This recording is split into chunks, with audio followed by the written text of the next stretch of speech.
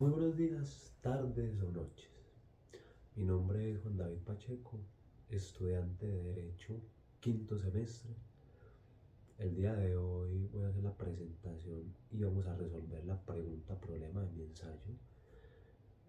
Vamos a mirar todos los límites, el alcance jurisprudencial, las normas, sentencias que nos han ayudado a llevar a solucionar esta pregunta problema. La pregunta problema de mi ensayo es: ¿se puede proseguir un proceso ejecutivo de alimentos en contra de los herederos del causante o deudor alimentario que acaba de fallecer? Mediante les voy a hacer la explicación, vamos a darnos cuenta cómo nuestra ley, nuestra jurisprudencia en Colombia muta, ya que realmente hemos llegado a alcances y límites que tenemos que tener en cuenta, ya que esto, aparte que socialmente nos va ayudando, también realmente solucionamos problemas que vemos en la realidad.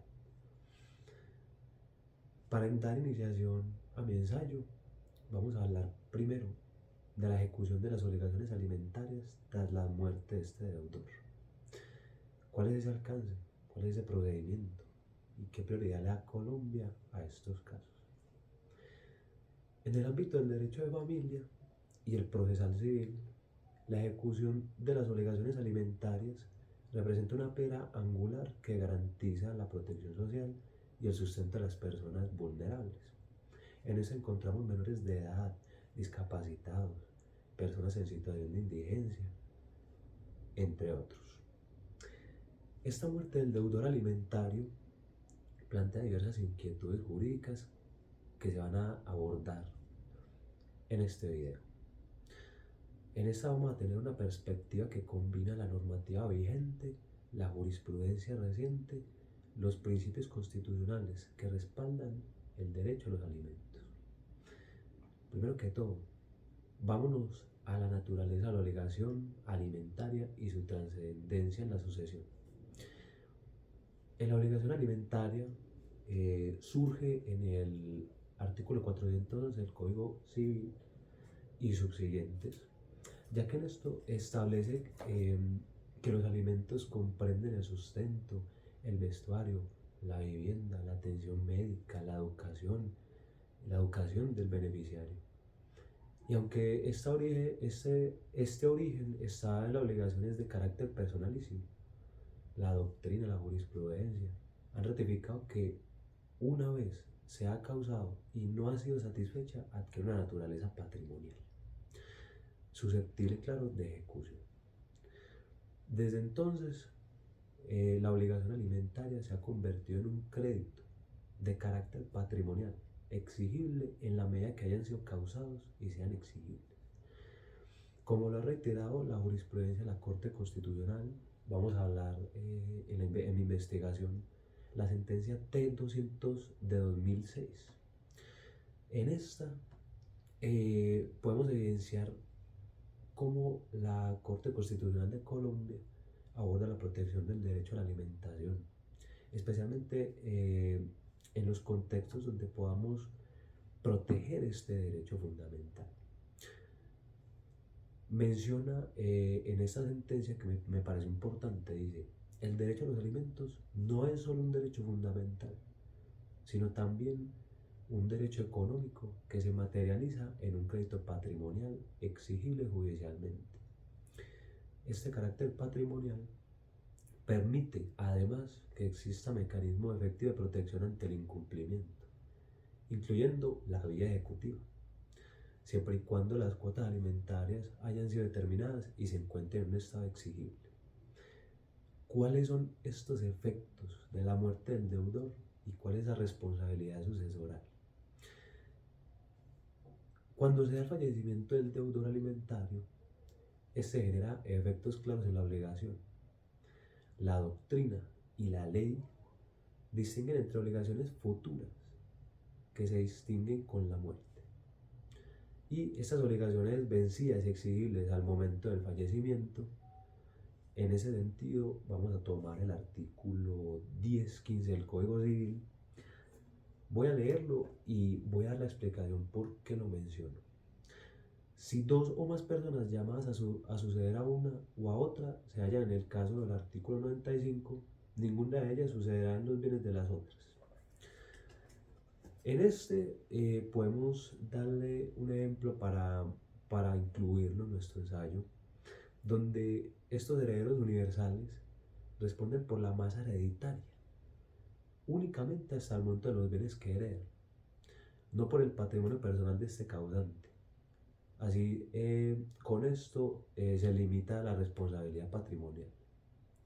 Por otra parte, también podemos señalar que las obligaciones de carácter personal no se transmiten mientras que las patrimoniales sí. Tenemos que tener eso en cuenta. Y aquellas que ya están en estado de exigibilidad siguen siendo válidas contra los herederos.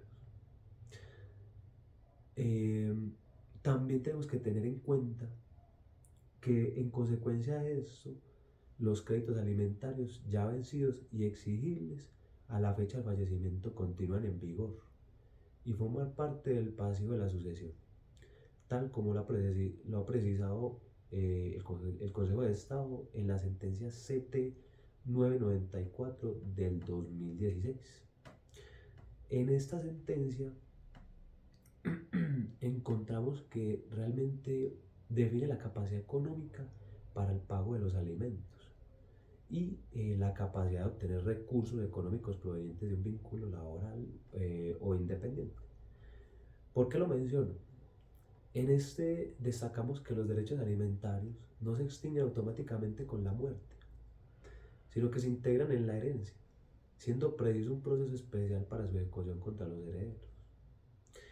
En este, para tenerlo en cuenta, el procedimiento que vamos a proseguir, lo encontramos también en la regulación procesal, el Código General del Proceso, Ley 1564/2012, donde realmente nos establece varios lineamientos para el dar la continuación y el inicio de las demandas ejecutivas de alimentos tras la muerte de este deudor. Tenemos que tener en cuenta que en este mismo señala que la muerte de una de las partes no causa la extinción automática del proceso, sino que produce su suspensión hasta que se vincule a los herederos o al curador de la herencia yacente.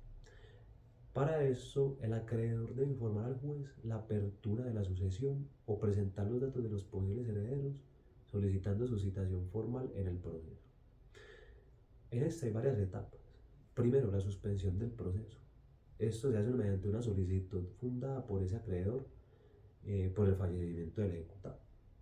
Segundo, aportación de información. Se debe hacer toda la presentación de la información, de la apertura de la sucesión, de los herederos conocidos o la existencia de un curador, entre otros. Tercero, llamamiento a los herederos. Se solicita la citación, se hace el reconocimiento y la protección del derecho de defensa. Y por cuarto, yo mencioné para mí los cuatro más importantes. La reanudación del proceso. En este se evalúan las cuotas alimentarias causadas y exigibles en la medida que le sean posible a los herederos.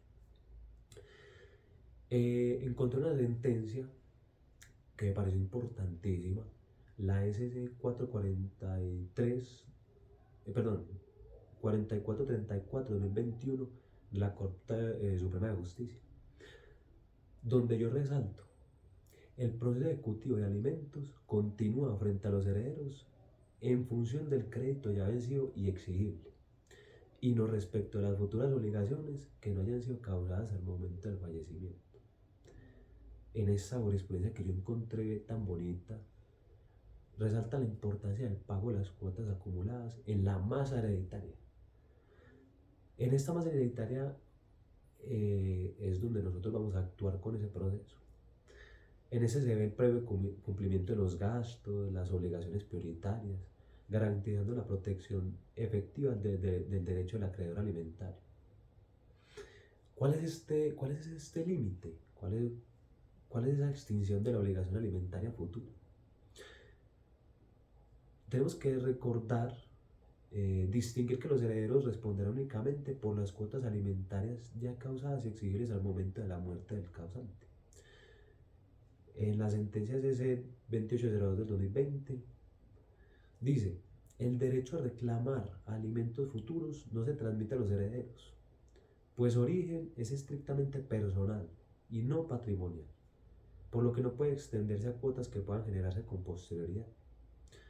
Recordemos que la responsabilidad patrimonial de estos herederos está limitada a las deudas ya vencidas y en concordancia con el principio de responsabilidad limitada en la herencia, y en respecto también a la autonomía patrimonial del causante en el momento del fallecimiento.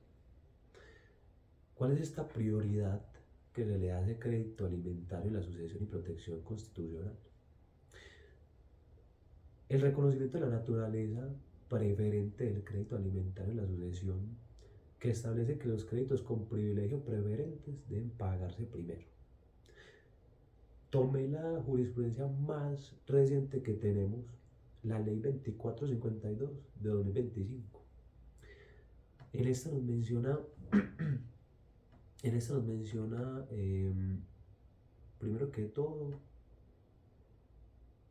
establece la prelación preferente de los créditos alimentarios en los procesos de herencia.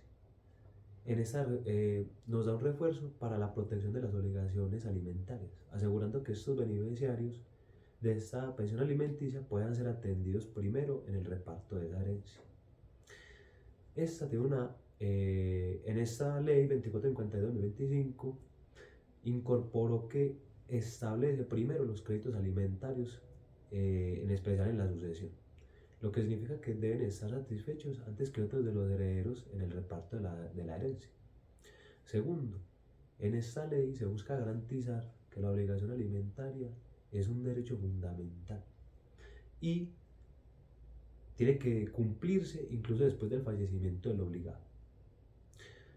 En esta también cabe resaltar que la Corte Suprema ha reafirmado que no puede distribuirse la herencia sin antes garantizar el pago completo de las obligaciones alimentarias exigibles, especialmente cuando existen menores de edad o personas en situación de vulnerabilidad.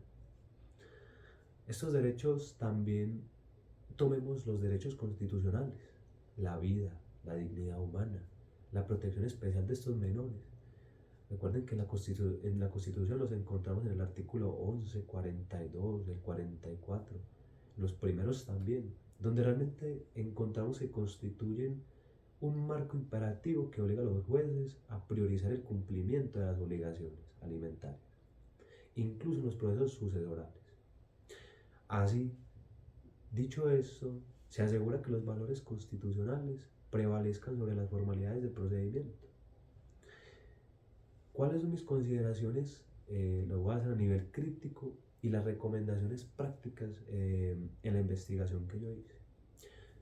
A pesar de esta protección legal, claramente en esta práctica hay muchas dificultades, como las demoras en las aperturas, la constatación de la sucesión, la identificación de los herederos, la notificación efectiva de estos al proceso, la lentitud procesal, ya que esto puede afectar la satisfacción del derecho al acreedor alimentario, en especial si es menor o una persona incapaz. Por ello, pues, yo realmente, ¿qué recomiendo a esos acreedores alimentarios? En particular donde recaen en personas menores o en situación de vulnerabilidad. Primero, que soliciten la intervención de un curador de la herencia yacente o defensor de familia para garantizar su protección. Además, es prudente mantener una vigilancia activa sobre la sucesión a través de notificaciones judiciales, concursos preventivos, facilitando así la ejecución del crédito alimentario. Por otro lado, los herederos deben ser notificados de manera adecuada para evitar nulidades y garantizar el ejercicio del derecho de la defensa. En conclusión, vamos a responder esa pregunta después de toda esa jurisprudencia que encontramos, después de todos los baches que encontramos en el camino.